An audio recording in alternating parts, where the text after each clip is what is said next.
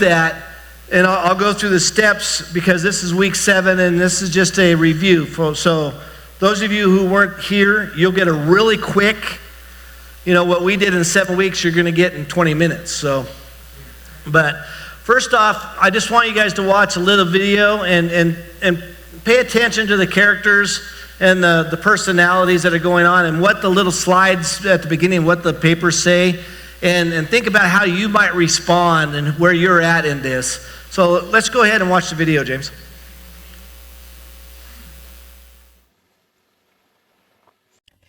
Yeah, I'm feeling pretty good. I feel like I'm really growing in God, and like my attitude is so different. God, you are amazing.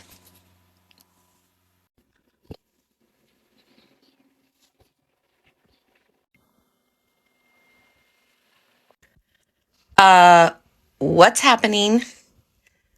I don't think you asked me if I wanted to do that.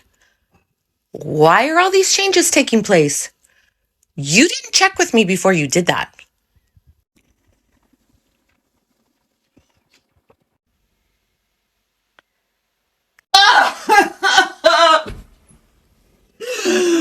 This is too hard. I can't do it.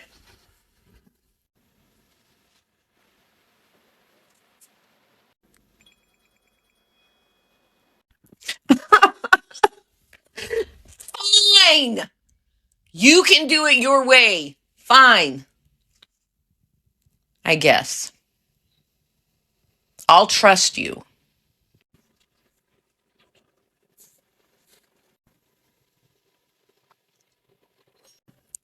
That's what you want me to do?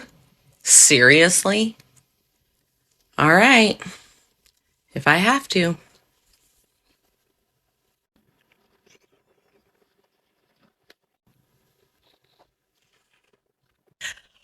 Whew. That actually feels pretty good. I could do that again. Not as bad as I thought. I actually feel good inside.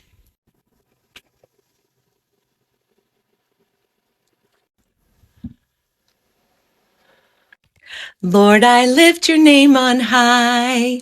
God, you're so good. You are wonderful. I praise your name. You're a great God.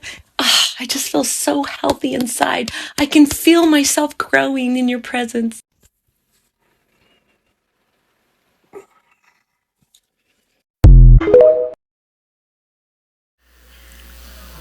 So we go through the circle of life, and I'm going to go through a little of those things, each one of those slides. But part of that is because on like week 3 and 4, Pastor Jordan, she taught, and she was talking about King David and Joseph and how they were going through those times of trust and challenge and all that, and how David, if anybody's read the Psalms, you know that David does this. He's on a high to where he's going, and to the point where he's so happy and joyous he's dancing in the streets. I said almost naked. Monica said, I'm not doing that.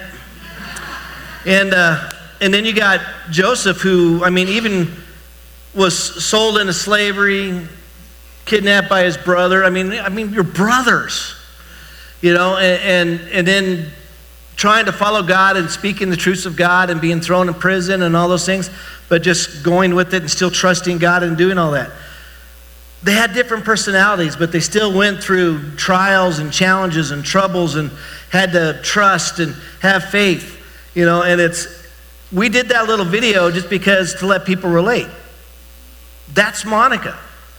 She's like David. If anybody has been around her at all, she flies high and she goes low and all that, and there's nothing wrong with that. She keeps my life interesting.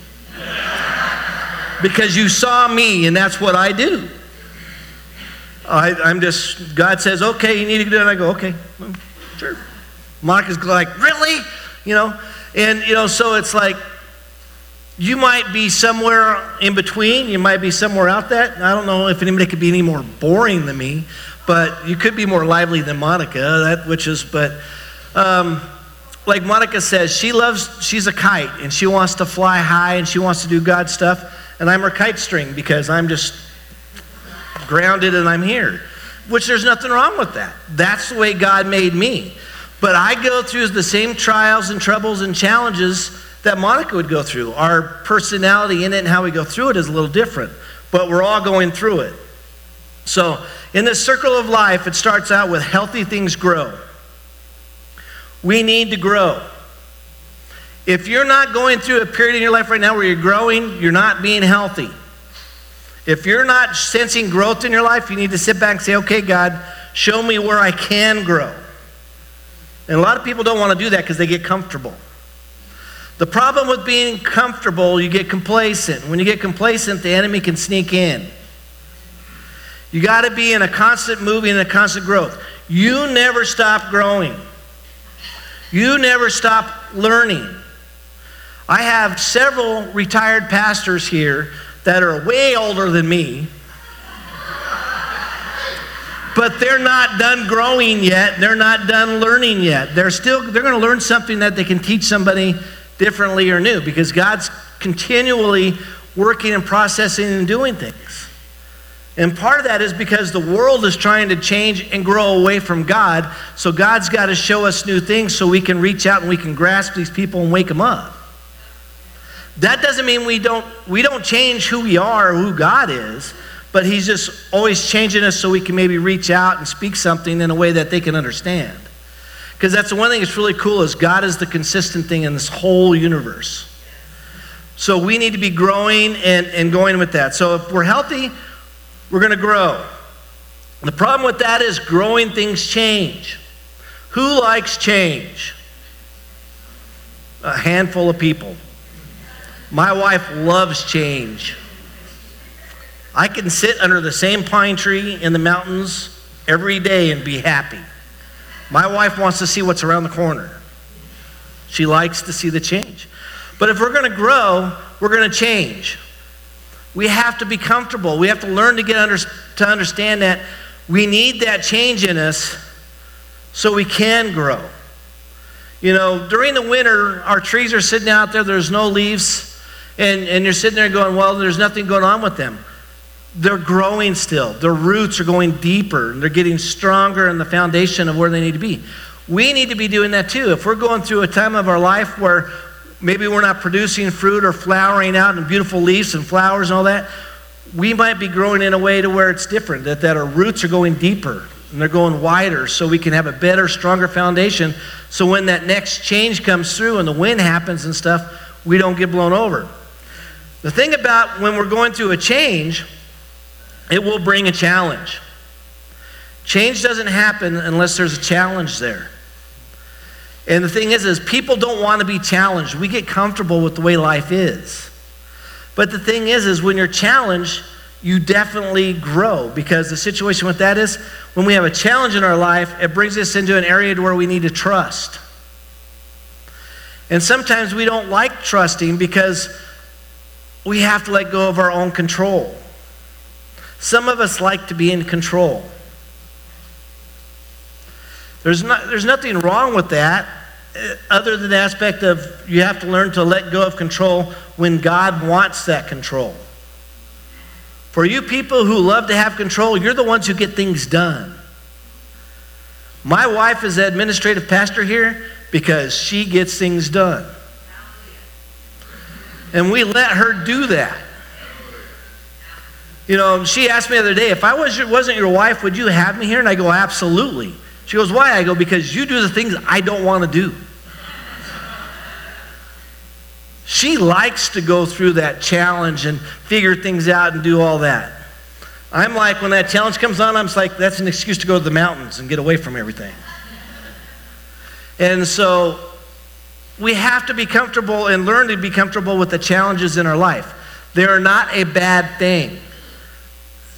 This is where we learn to trust, because when we have a challenge, it brings in that trust. And if you're not trusting God, you're not going to see God working or moving in your life. Why? Because if you're not being challenged and trusting God, you're doing it under your own authority, your own thought, your own understanding, your own giftings, your own power. If you want to see God move, you have to trust. Where do you trust? In the midst of a challenge. It could be something as simple as God saying, I've shared this before, and this is a challenge for some people. Go give that person over there a word. Tell them this, this, and this. Like this morning, Monica and Desi both took a risk, and they were taking it in a challenge. There's challenges out there of hearts, rhythms, hearing, all that, and they spoke it out. What did they have to do? They had to trust. So, in other words, they had to go, okay, God, we're going to do what you want us to do. I lost them. There's my other page right here. Woo-hoo. I'm going, that's not the right order.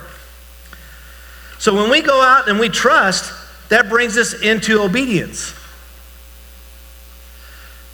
What Monica and Desi heard this morning was, hey, do this. There's a challenge going on in the world right now.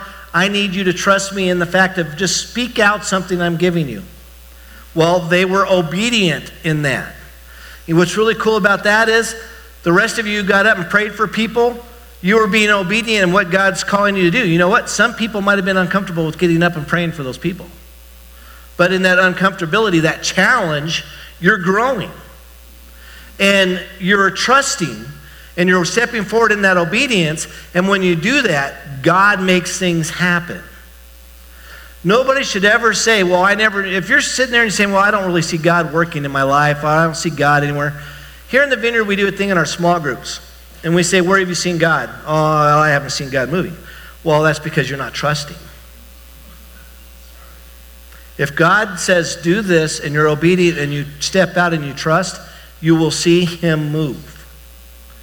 If you're not seeing God moving in your life, you need to take a step back and say, okay, God, am I not trusting you? If you want to see him move, it takes risk. It takes faith. It takes obedience. It takes trust. And then you'll see him move. And when you see him move, you will grow. It doesn't even have to have him being or moving in your life per se. It could be you praying for somebody and God healing that person. You know what? That person who got healed is going to grow. You know what? You being obedient and praying for that person, you're going to grow. But you have to risk and step out in that obedience to see it happen so we can have that growth happen. And what's really cool is where we're faithful in the little things in our life, if we're faithful there, then God will give us bigger things. And in those bigger things, we really see him move. But the problem is if we're not doing the little, we don't get to do the big. Why would God ask you to step out and do something that's huge if you're not stepping out and doing the little things he's asking you to do? If you want to have God working and doing things in your life, we have to start every day walking in the little things. God is in everything we do. There's nothing too small for him to be a part of, and there's nothing too big for him to be a part of. Everybody goes, well, I didn't pray about that. I didn't ask God about that. It's just a little thing. He's got stuff to do. He's big enough to do it all. That's just an excuse for you not turning to God and saying, hey, be a part of my life today. We need to do that. We need to take those moments of just sitting and resting in God and knowing that he's there and letting him be a part of the little stuff in our life. So when we come up against the big challenge, he will be active in that and we'll see him moving in that. When you're faithful in the little, he'll give you the big. He's not going to give you the big, all those, I want to do this, I want to do this. Are you doing the little stuff? Are you getting up in the morning saying, good morning, God? Like I always say, is your mind on the coffee pot or is it on God? Be like me. I got a coffee pot that starts on its own. So I can wake up and spend some time with God while my coffee's making. But you need to spend time with God in the little things so it all becomes part of a norm in your life and there's constant growth going on in your life. So when we have to trust him in the small, it's no big deal to trust him in the big. And if we're obedient to what he calls us to do, that makes us healthy. And then the last thing here, healthy things grow. So we're going to throw this slide up there. This is the whole thing I just went through for all of you people that haven't been here for weeks. Healthy things grow. Growing things change. Change brings challenge. Challenge forces us to trust. Trust leads us to obedience. Obedience makes us healthy, and healthy things grow. Desi, do you guys have those magnets? Okay. What I need you to do, like families, we have one for each family. There are little magnets with this little thing right here with the circle of life on it. You can put it on your fridge or somewhere in your house that you'll have it so you can read over this, because this is something that we should be doing and allowing God to do in our lives every day. If we can walk through this every day, we will continually have some form of growth going on in our lives. Because it's all about being obedient. It's all about having trust. It's all about allowing God to speak into our lives, work in our lives. If we do this, that means God's working in us or through us. Because when we're healthy, we will be being worked through to change and grow other people. And when we do that, it will make a difference in your life, so when the world starts getting even crazier than it already is, and it starts trying to throw the stuff at us, children of God, it won't shake you. Because our trust and obedience is in Him, not in what's going on in the world. The circumstances in the world should not change our relationship with God. And the problem with the church today is we've gotten very lazy, we've gotten very complacent, we've gotten very compromising, trying to keep the peace, be politically correct. And I'm sorry to tell you, you were not called to be politically correct. Jesus didn't come out into this world to bring peace. He came out to stand apart from the world. And our job is to walk the way He walked. And the crazier it gets, right behind you there, Larry, too, with Bob right there. Right there. Thank you, Larry. But what's really interesting about this whole thing, if we start at the bottom and go up, it's healthy things grow. So if you're growing, that means you're healthy. And if you're healthy, that means that you're in a place to where you can be obedient. And if you're walking in obedience, that means you're already trusting God and what He's doing in your life. And when you're walking in that trust, that means no matter what challenges that you're going through, God's a part of. And if you're walking through that challenge and trusting in God in it, that means that there's change happening in your life and you're okay with it. And if there's change going on in your life, that means you're growing.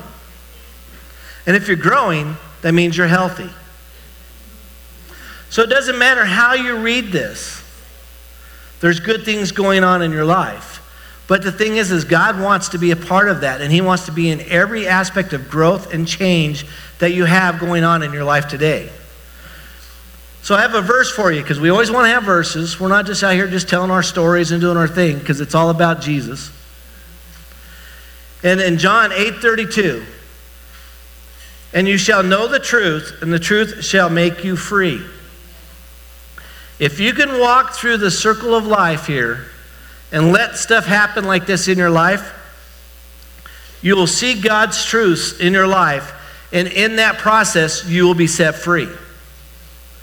If you're allowing growth and trust and faith and obedience and all the things that we need there, in every circumstance in our life, there will be freedom in it.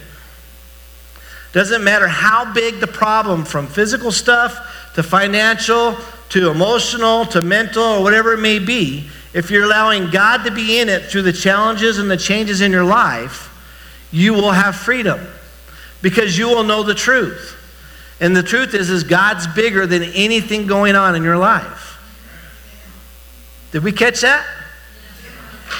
Are we going to go home and we're going to read through this and we're going to try to allow God to grow us and to change us and to let us walk in trust and truth and all that? Yeah? Amen. Well, let's stand.